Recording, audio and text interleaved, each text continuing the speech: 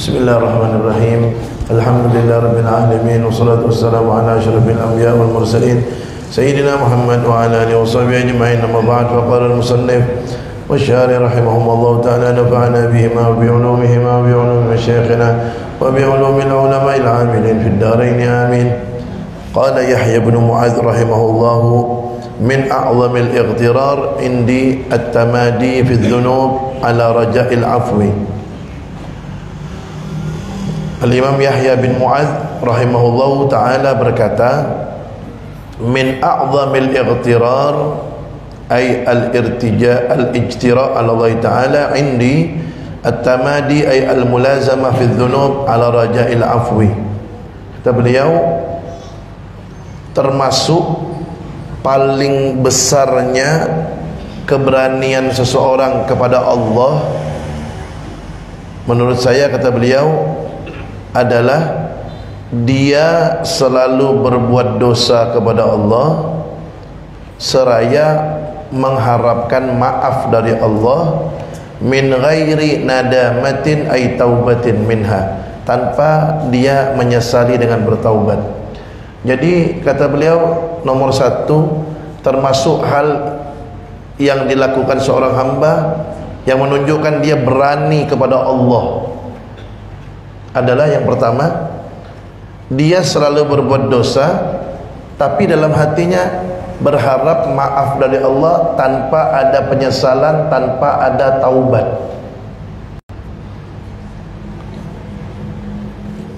Dalam sebuah hadis Nabi Muhammad SAW pernah bersabda begini, al-kayyis man dana nafsahu wa amila lima ba'dal maut. Kata Nabi Muhammad, orang yang cerdas adalah orang yang selalu introspeksi diri dan beramal untuk bekal setelah meninggal dunia. Itu orang cerdas, kata Nabi. Selalu introspeksi diri, ngoreksi dirinya, bukan ngoreksi orang lain, ngoreksi diri sendiri, dan beramal soleh untuk bekal setelah meninggal. Itu orang pintar, kata Nabi. Kebalikannya, apa kata Nabi? Wal ajiz, dan orang yang tidak cerdas, artinya orang bodoh, kata Nabi, man atba'a nafsahu hawaha wa tamanna 'ala Allahil amani. Orang yang tidak cerdas adalah orang yang selalu mengikuti hawa nafsunya, selalu maksiat, selalu melanggar perintah Allah, tapi hanya berangan-angan saja kepada Allah. Maksiat jalan terus, tapi hanya berangan-angan, oh gampang, nanti Allah akan beri ampunan. Oh gampang, nanti Allah akan memberikan maaf. Allah kan maha pengasih, maha penyayang, maha pemaaf. Tapi maksiat jalan terus. Itu orang bodoh, kata Nabi. Nah ini kata beliau nih, orang yang paling berani kepada Allah itu adalah orang yang nomor satu, dia selalu berbuat dosa tapi dalam hatinya berharap ampunan, tidak ada penyesalan atas perbuatan dosa itu, tidak ada taubatnya. Terus berbuat dosa tanpa ada penyesalan. Itu orang nomor satu yang paling berani kepada Allah Subhanahu wa taala. Kemudian yang kedua, kata beliau, orang yang paling berani kepada Allah adalah wa tawaqqu'ul qurbi minallahi ta'ala bighairi ta'ah, dan dia merasa dirinya dekat dengan Allah tapi tidak taat terhadap aturan Allah. Dia merasa, saya ini dekat sama Allah. Buktinya coba lihat, bisnis saya lancar, jabatan saya tinggi, tapi dia tidak taat kepada Allah. Nah itu nomor dua, orang yang paling berani kepada Allah. Nah orang yang biasanya seperti itu tuh, na'udzubillah min dzalik, itulah yang namanya istidraj. Istidraj itu orangnya jauh dari Allah tapi lancar urusan dunianya. Itu namanya istidraj. Kalau ada orang dapat kelebihan dan dia nabi atau rasul, namanya mukjizat. Kalau ada orang dapat kelebihan, dia seorang yang taat kepada Allah, namanya karomah. Kalau dia dapat kelebihan, dia orang yang bukan taat, namanya istidraj. Kan kadang-kadang kita ada lihat orang seperti itu ya, tidak sholat, maksiat jalan terus, na'udzubillah min dzalik, tapi lancar, bisnis lancar, jabatan tinggi. Hati-hati itu, hati-hati. Itu istidraj. Nah, kalau dia merasa orang seperti itu merasa dirinya dekat kepada Allah karena nikmat-nikmat yang dia dapatkan, sementara dia tidak taat kepada aturan Allah, itu nomor 2, orang yang paling berani kepada Allah Subhanahu wa taala. Alhamdulillah min dzalik. Kemudian yang ketiga, orang yang paling berani kepada Allah adalah wantidharu zar'il jannah bibadrin nar. Dia menunggu gilirannya akan masuk ke syurga dan menikmati nikmat syurga, sementara yang dia tanam di dunia ini adalah tanaman yang akan membawa dia ke neraka. Di dunia dia ini nanam maksiat, nanam hal-hal yang dilarang oleh Allah, sementara dia menganggap dirinya nanti bakal masuk syurga. Gampang lah, bakal masuk syurga. Anak kan umat Nabi Muhammad, Nabi kan orang baik, saya pasti masuk syurga. Sementara dia terus tanam keburukan-keburukan, berharap masuk syurga. Nah, orang seperti itu nomor 3, yang paling berani kepada Allah SWT. Kemudian yang keempat kata beliau, wa talabu daril muti'in bil ma'asi, dan dia mengharapkan akan ditempatkan bersama orang-orang yang taat nanti di akhirat, sementara di dunia dia bukan orang yang taat, dia orang yang maksiat. Jadi di akhirat nanti dia berharap dia dikumpulkan dengan orang-orang soleh, bersama orang-orang yang soleh yang dekat kepada Allah, sementara dia di dunia perbuatannya bukan perbuatan orang soleh, perbuatan ahli maksiat. Jadi dia berkhayal akan dikumpulkan bersama orang soleh, tapi dia melakukan perbuatan orang-orang yang ahli maksiat. Nauzubillah min dzalik. Ya, Allah SWT berfirman tuh, kata beliau, Allah SWT berfirman, innama tujzauna ma kuntum ta'malun. Innama tujzauna, sesungguhnya kalian itu akan dibalas oleh Allah, ma kuntum ta'malun, sesuai dengan apa yang kalian lakukan, kata Allah. Saya ulangi, ini firman Allah nih, innama tujzauna ma kuntum ta'malun, sesungguhnya kalian akan dibalas oleh Allah sesuai dengan perbuatan kalian. Artinya kalau kalian berbuat taat, kalian ditempatkan di surga sama orang-orang soleh. Kalian berbuat buruk, ditempatkan di neraka bersama dengan orang-orang yang bukan soleh. Kenapa? Kamu akan dibalas, kata Allah, sesuai dengan apa yang kamu lakukan di dunia ini. Nah, kemudian wantidharul jaza bi ghairi amalin. Nah, yang keenam, yang kelima, wantidharul jaza bi ghairi amalin. Dia menunggu balasan dari Allah, balasan pahala, sementara dia tidak melakukan amal soleh di dunia. Jadi dia berharap nanti di akhirat dia akan dapat balasan pahala dari Allah, balasan kebaikan, sementara dia di dunia tidak melakukan amal soleh. Itu yang kelima. Kemudian yang keenam, wa tamanni 'ala Allah azza wa jalla ma'al ifrat. Yang keenam, dia berangan-angan dekat dengan Allah nanti, sementara dia kelewatan batas melanggar aturan Allah Subhanahu wa taala. Ya, di akhirat seakan-akan nanti dia dekat dengan Allah, tapi di dunia melanggar aturan Allah, luar biasa perilakunya. Nauzubillah min dzalik. Ya, qala syair, ada seorang ulama menulis syair tentang hal ini. Apa kata beliau? Yarjun najata wa la yasluk masalikaha, inna safinata la tajri 'alal yabasi. Apa artinya? Orang yang seperti itu berharap keselamatan hidupnya, tapi dia tidak menempuh jalan keselamatan itu. Sesungguhnya kapal itu tidak bisa berjalan di atas dataran daratan, dia tidak bisa berjalan di atas daratan. Apa maksud itu? Kalimat kiasan. Kata beliau, orang yang seperti itu ingin selamat di akhirat tapi tidak beramal soleh. Memang yang akan membuat orang selamat di akhirat itu bukan amal solehnya, rahmat Allah. Yang akan membuat orang masuk ke surga itu rahmat Allah. Tapi rahmat Allah itu bagaimana cara mendapatkannya? Ya dengan amal soleh. Tidak mungkin dengan maksiat dapat rahmat Allah, itu tidak mungkin.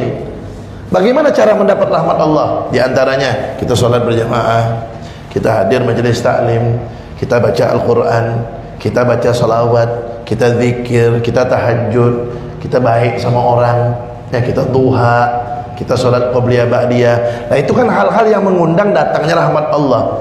Nah, dengan rahmat Allah itulah akan mengantarkan seseorang masuk ke surga selamat dari neraka dengan amal soleh tentunya. Nah, kata beliau, orang yang seperti itu tidak mau beramal soleh, tapi dia berharap selamat hidupnya, maka dia yang seperti itu ibarat kapal yang berjalan di atas daratan. Tak mungkin gitu. Artinya apa? Tak mungkin kapal itu berjalan di atas jalan raya, daratan, tak mungkin. Nah, begitu juga kalau dia ingin selamat, tak mungkin kalau dia tidak melakukan jalan keselamatan itu dia tempuh, yaitu amal soleh.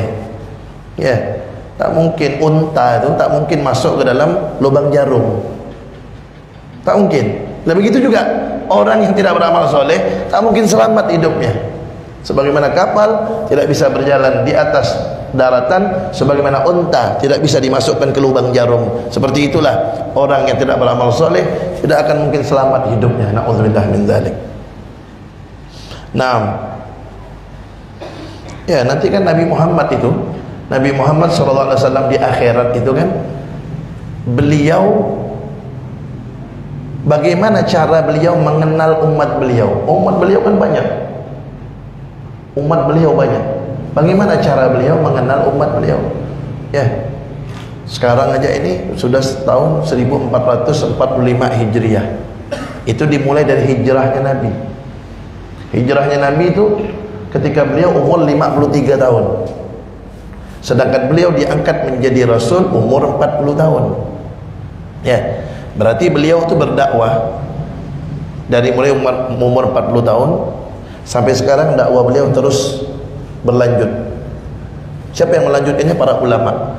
Jadi sekarang tahun 1445 Hijriah diambil ketika beliau hijrah bulan Muharram. Itu ketika beliau hijrah umur 53. Beliau diangkat menjadi Nabi umur 40. Berarti 13 tahun beliau dakwah di Mekah. Tambahkan 1445 Hijriah tambah 13 tahun. Ya, berarti 1458. Berarti beliau sudah berdakwah 1458 tahun sampai sekarang dakwah beliau. Berapa banyak tuh umatnya Nabi Muhammad. Terus bagaimana cara beliau nanti mengenali umat beliau nanti di akhirat? Bayangkan umat beliau dari 1458 tahun yang lalu, dari mulai beliau berdakwah umur 40 tahun sampai sekarang, sampai hari kiamat lagi berapa banyak tuh. Dan bagaimana cara beliau nanti mengetahui umatnya?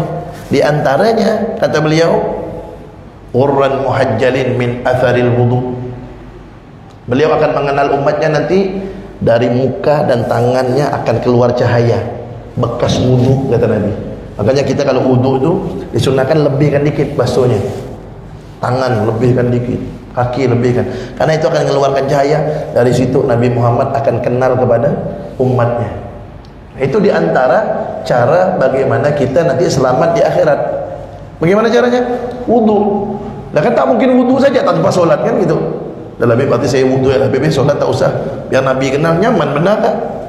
Ya, wudu itu maksudnya solat. Habis itu wudu itu maksudnya solat. Ya. Nah, dengan solat itu akan mencegah diri kita daripada perbuatan keji dan mungkar. Innas salata tanha 'anil fahsya'i wal munkar. Sesungguhnya salat itu dapat mencegah perbuatan keji dan mungkar. Sekarang banyak yang salat tapi masih aja melakukan perbuatan keji dan mungkar, berarti salatnya belum betul. Kalau Allah berfirman itu pasti benar sudah. Salat, sesungguhnya salat itu dapat mencegah perbuatan keji dan mungkar. Pasti itu pasti. Orang kalau sudah salatnya betul, pasti dia tidak akan melakukan perbuatan keji dan mungkar. Kalau masih dia melakukan perbuatan keji dan mungkar sedangkan dia salat, berarti salatnya harus diperiksa. Syarat rukunnya, khusyuknya harus diperiksa. Berarti salatnya belum betul. Nah, dengan hal-hal itu akan membuat selamat. Sekarang bagaimana mau selamat? Wudu enggak, salat enggak, ke masjid enggak, sama orang jahat, ngaji Quran enggak. Terus nanti di surga mau masuk surga sama Nabi Muhammad, nyaman benar tak? Saya surga nanti sama Nabi Muhammad. Wahai Rasulullah, nangis-nangis.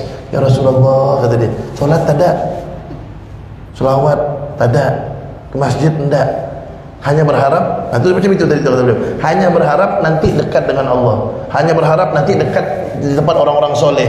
Kurang ajar itu. Hamba seperti itu tuh hamba yang berani kepada Allah SWT, hanya berharap tanpa berbuat. Na'udzubillah min dzalik. Nah, kemudian qala Ahnaf bin Qais, Ahnaf bin Qais berkata rahimahullah ta'ala, haina su'ila ma khairu ma yu'tal abdu. Ahnaf bin Qais ditanya, apakah sesuatu yang paling mulia yang diberikan kepada seorang hamba? Jadi kita ni sebagai seorang hamba ni, pemberian Allah yang paling mulia itu apa? Kalau nikmat yang paling agung tu iman Islam, setelahnya sehatul afiat. Jadi nikmat yang paling agung tu nomor satu iman Islam, setelahnya sehatul afiat. Itu nikmat paling agung. Nah, kalau sesuatu pemberian Allah kepada hamba, apakah yang paling baik? Pemberian apakah yang paling baik dari Allah? Ahnaf bin Qais ditanya, kata beliau yang pertama, nikmat yang pemberian yang paling terbaik yang Allah berikan kepada seorang hamba, yang pertama kata beliau, aqlun gharizi. Kata beliau, akal yang Allah tanamkan dalam dirinya. Akal yang bagaimana tuh? Dijelaskan tuh sama Nabi Muhammad SAW. Nabi Muhammad juga ada menjelaskan akal yang bagaimana tuh, akal yang merupakan pemberian paling agung dari Allah. Apa kata Nabi dalam hadisnya? Ruwiya anin Nabi sallallahu alaihi wasallam annahu qala maktasabal mar'u mithla aqlin yahdi sahibahu ila hudan aw yarudduhu ala radah. Itu kata Nabi, tidaklah seseorang itu mendapatkan suatu kebaikan dari Allah seperti akal yang menunjukkan dia pada kebaikan dan menjauhkan dia dari keburukan. Tuh, Nabi yang bilang pemberian paling agung dari Allah itu akal. Tapi akal yang bagaimana? Bukan akal yang IQ-nya 200, bukan. Bukan yang cerdas, titelnya banyak, bukan. Akal yang merupakan pemberian agung dari Allah adalah akal yang dapat menunjukkan diri orang itu kepada kebaikan. Oh, ini yang baik. Dia tahu ini baik, ini buruk, ini hak, ini batil, ini halal, ini haram. Dapat mengarahkan dia kepada hal-hal tersebut. Tahu dia, oh ini benar, dia ikuti. Oh ini salah, dia tinggalkan. Itu berarti dia dapat pemberian yang paling agung dari Allah. Kenapa? Akalnya normal, akalnya betul, mengarahkan dia kepada yang baik, menjauhkan dia daripada yang buruk, kata Nabi Muhammad SAW. Itu yang pertama. Kemudian qila fa illam yakun, ditanyakan kepada beliau, kalau orang tidak punya akal yang dapat menunjukkan dia pada kebaikan, menjauhkan dari keburukan, kalau tidak punya akal seperti itu gimana? Qala adabun saleh. Yang kedua, pemberian Allah yang paling agung adalah adab yang baik, akhlak, beradab, berakhlak yang baik. Apa kata Nabi Muhammad SAW dalam hadisnya? Beliau bersabda, inna aqrabakum minni manzilatan, inna aqrabakum minni manzilan, inna aqrabakum minni manzilatan yaumal qiyamah ahasinukum akhlaqa atau kama qala. Kata Nabi Muhammad, sesungguhnya orang yang paling dekat denganku nanti di hari kiamat adalah yang paling bagus akhlaknya, yang paling bagus adabnya. Dalam hadis yang lain Nabi bersabda, inna aulan nas bi yaumal qiyamah aktsaruhum alayya salatan. Sesungguhnya orang yang paling dekat denganku di hari kiamat yang paling banyak selawatnya. Loh, hadis yang ini bilang yang paling dekat kepada Nabi yang paling banyak selawat. Hadis yang satu lagi mengatakan yang paling dekat dengan Nabi yang paling bagus akhlaknya. Yang mana yang betul? Kata ulama menggabungkan dua hadis ini. Yang satu bilang paling dekat dengan Nabi yang paling banyak selawat. Yang satu hadis bilang yang paling dekat dengan Nabi yang paling bagus akhlak. Yang mana yang betul? Kata ulama, orang kalau banyak selawat maka akhlaknya akan menjadi baik. Kalau akhlaknya sudah menjadi baik, dia pun akan menjadi orang yang paling dekat dengan Nabi Muhammad SAW. Jadi koneksinya begitu. Jadi orang kalau banyak sholawat, akhlaknya pasti menjadi baik. Dan dia menjadi baik akhlaknya, dia akan didudukkan nanti di akhirat dekat dengan Nabi Muhammad SAW. Mudah-mudahan kita dekat dengan Nabi Muhammad. Amin. Nah, tuh kata beliau, kalau tidak punya akal yang baik seperti itu, minimal adab yang bagus, kata beliau. Fa in lam yakun, kalau tidak bisa juga, qala sahib muwaffaq, yaitu orang yang diberi petunjuk oleh Allah SWT. Artinya orang yang suka berbuat baik. Kalau dia akalnya tidak seperti itu, adabnya. Kalau tidak, dia suka berbuat baik. Coba lihat apa kata Nabi, disebutkan dalam hadis ini, inna ahlal ma'rufi fid dunya hum ahlul ma'rufi fil akhirah. Orang yang suka berbuat baik di dunia, dialah orang yang nanti di akhirat menjadi orang baik. Sebaliknya kata Nabi, wa ahlul munkar fid dunya hum ahlul munkar fil akhirah. Dan orang yang suka berbuat kemungkaran di dunia, dia juga orang yang nantinya digolongkan orang-orang yang mungkar di akhirat. Jadi kalau kita di dunia ini suka berbuat baik, baik itu hubungan kita dengan Allah atau hubungan kita dengan sama manusia, berarti kita nanti di akhirat juga termasuk orang-orang baik. Kalau di dunia suka berbuat mungkar, berbuat yang tidak baik, di akhirat juga akan digolongkan bersama orang-orang yang berbuat kemungkaran. Tak mungkin di dunia berbuat baik, di akhirat dijadikan orang-orang mungkar. Tak mungkin. Di dunia suka berbuat kemungkaran, mabuk, maksiat dibela, ya, judi dijaga, tempat-tempat maksiat di backing, ya. Bukan dia yang berantas, dia justru yang backingnya, yang mendukungnya. Nah, orang-orang yang seperti itu di akhirat tak mungkin menjadi orang baik, tak mungkin. Nabi yang bilang, kalau di dunia dia suka kemungkaran, di akhirat juga sama. Seperti itulah dia keadaannya. Nauzubillah min dzalik. Kemudian qila fa in lam yakun, nah kalau tidak bisa seperti itu juga, maka qalbun murabit, dia mempunyai hati yang sabar. Nah kalau tidak bisa juga seperti itu, selalu berbuat baik. Nomor 4, minimal kita mempunyai sifat sabar, kata beliau. Minimal kita mempunyai sifat sabar. Ya, Al-Habib Abdullah bin Alwi Al-Haddad, Sahibul Ratib, yang menjadi wali kutub 60 tahun lebih itu, beliau berkata dalam kitabnya, dalam kitab beliau namanya Adab Sulukil Murid.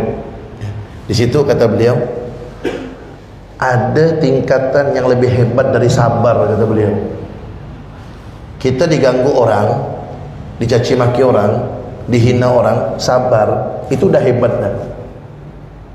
Sabar dan tidak membalas. Orang caci maki kita nih, orang ganggu kita sabar dan tidak membalas, itu udah hebat, kata beliau. Tapi ada yang lebih hebat dari itu. Ketika diganggu orang, dicaci maki orang, dihina orang, dia bukan hanya sabar, bukan hanya tidak membalas, tapi dia memaafkan dan mendoakan yang baik. Ada orang ganggu dia, bukan hanya dia sabar tidak balas, dia maafkan. Udah saya maafkan dulu. Bahkan didoakan yang baik. Mudah-mudahan hidupnya diberkahi Allah. Mudah-mudahan dia dapat hidayah. Itu lebih hebat, kata beliau. Itu lebih hebat, lebih afdal, lebih mulia daripada sabar. Apa itu? Memaafkan dan mendoakan yang baik. Apa kata beliau? Ini penting nih. Apa kata beliau? Dan itu, kata beliau, min akhlaqis siddiqin, dan itu termasuk akhlaknya orang-orang siddiqin. Orang-orang siddiqin itu siapa? Orang-orang yang seperti Sayyidina Abu Bakar As-Siddiq, orang-orang yang dekat dengan Allah dan Rasulnya. Siapa orang-orang yang mempunyai akhlak seperti Sayyidina Abu Bakar As-Siddiq, yang dekat dengan Allah dan Rasulullah? Dia adalah orang yang ketika diganggu orang, dizalimi orang, dihina orang, dia bukan hanya sabar dan tidak membalas, tapi dia lebih dari itu, dia maafkan dan doakan yang baik. Itu tidak mudah tuh. Dicaci maki orang, dihina orang, dizalimi orang, difitnah orang, tapi dia maafkan dan dia doakan yang baik. Ya Allah, mudah-mudahan dia dapat hidayah, hidupnya berkah, selamat dunia akhirat. Kalau dia bisa seperti itu, dia maafkan dan doakan yang baik, akhlaknya dia seperti Sayyidina Abu Bakar Siddiq. Hebat. Dan kata beliau, kata Al-Habib Abdullah bin Al-Haddad dalam kitab itu, kata beliau, jangan doakan yang buruk kepada orang yang ganggu kamu. Jangan doakan yang tidak baik orang yang menzalimi kamu. Kadang-kadang kan ada orang terlepas ketika dia diganggu, ketika dia dizalimi, mudah-mudahan celaka kau ni. Kan kadang-kadang cepatlah kau ni mati. Kan? Jangan, kata beliau, jangan doakan yang buruk. Itu yang pertama kata beliau, jangan doakan yang buruk. Yang kedua kata beliau, apabila orang itu kena musibah, jangan kamu bilang begini, itu kualat saya tu. Kadang-kadang kan ada orang bilang gitu tuh. Ya, itulah nyaman, kualat sama saya tu, maka dia jatuh dari motor tu. Maka dia kena tabrak tu, karena kualat sama saya. Jangan, kata beliau, jangan ngomong gitu, tak boleh. Jangan doakan yang buruk. Dan kalau orang itu kena keburukan, jangan bilang itu sebab karena dia mengganggu ente, karena kualat. Bukan. Tidak seperti itu. Tapi maafkan dia dan doakan yang baik. Kalau itu bisa dilakukan, beb, tak bisa beb, berat beb. Kalau tak bisa itu, minimal di bawah sikit. Sabar dan jangan balas. Itu minimal tuh, kata beliau. Tapi kalau mau maksimal, maafkan dan doakan yang baik. Berat beb, memang berat, karena kedudukannya seperti akhlaknya Sayyidina Abu Bakar Siddiq. Kedudukannya memang berat karena tinggi, derajatnya tinggi soalnya. Itu kalau dia bisa seperti itu, orang ganggu dia, dia maafkan dan doa yang baik, itu di derajatnya langsung melambung tinggi itu. Ya, akhlaknya seperti Sayyidina Abu Bakar Siddiq.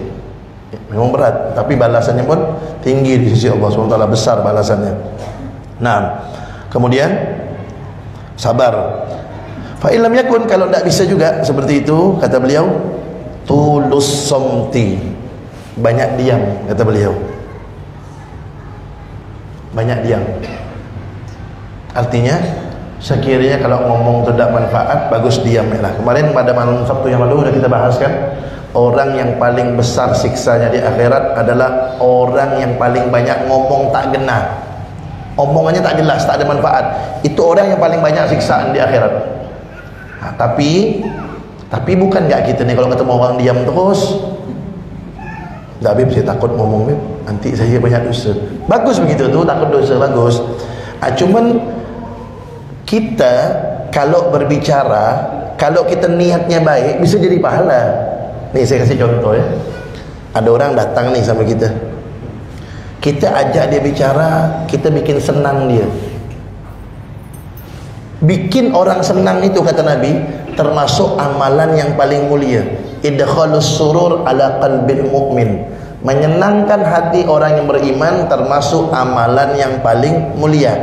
Jadi ketika kita ngomong sama orang, niat yang baik, niat ngomongkan ilmu agama ke, kan bagus.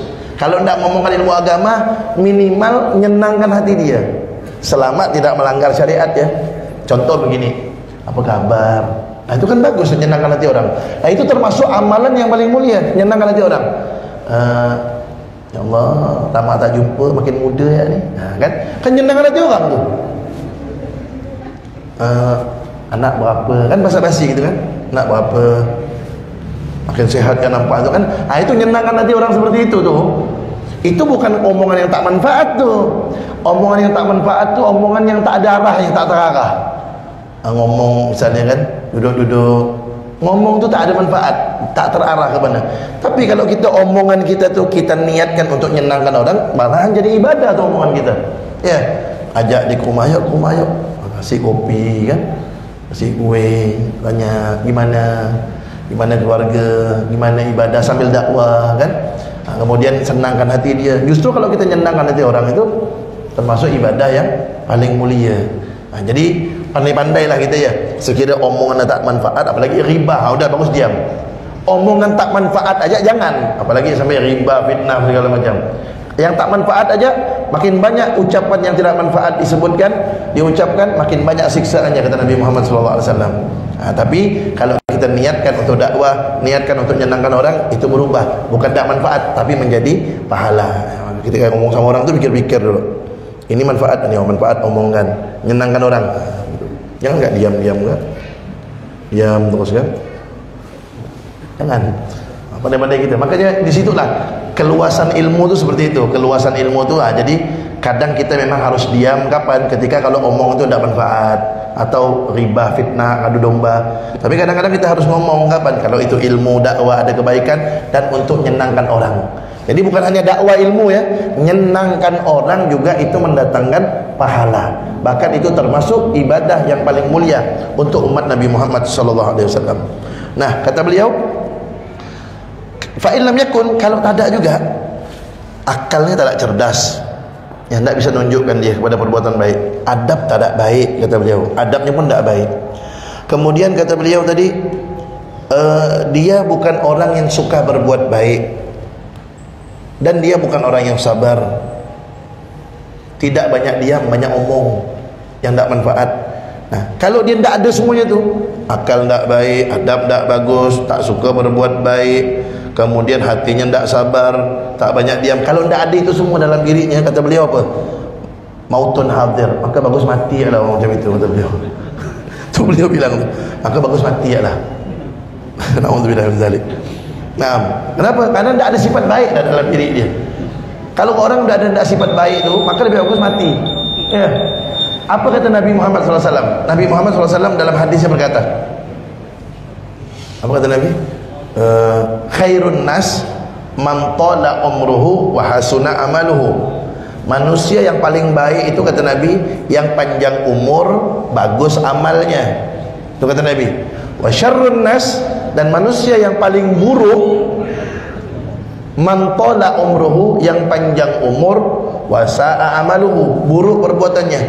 Jadi udah panjang umur, amalnya tak baik. Nah, itu manusia paling buruk, kata Nabi Muhammad, yang panjang umur, yang tidak baik perbuatannya.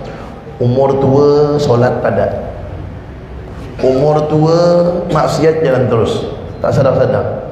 Udah umur tua tu, udahlah masjid lah, jangan banyak nongkrong-nongkrong tepi jalan. Yang muda-muda je aku sering-sering ke masjid, apalagi yang udah tua, muka dah mirip-mirip kain kapan. Banyak-banyaklah ke masjid. Nah, kalau masih tetap tak ada mau ke masjid, tak ada mau solat, tak ada mau baca Quran, sibuk ngurus dunia terus. Nah, orang macam itu panjang umur, buruk amalnya, itu orang yang paling buruk, kata Nabi Muhammad SAW. Nah, makanya kata beliau, kalau udah tidak ada sifat-sifat seperti tadi di atas tu, tidak berbuat baik, tidak sabar, adab tidak baik, akal tidak menunjukkan daripada kebaikan, juga banyak omong yang tidak kena hati lah, bagus, kata beliau. Kenapa? Karena makin panjang umurnya, makin buruk perbuatannya. Aku jangan hidup. Nauzubillah min zalik ya. Mudah-mudahan kita tidak termasuk seperti itu. Mudah-mudahan kita termasuk yang pertama, yang panjang umur, sehat walafiat, dan bagus amalnya, sehingga kita termasuk umat Nabi yang paling terbaik, kata Nabi Muhammad sallallahu alaihi wasallam. Wallahu a'lam bissawab. Kita dengarkan azan dulu.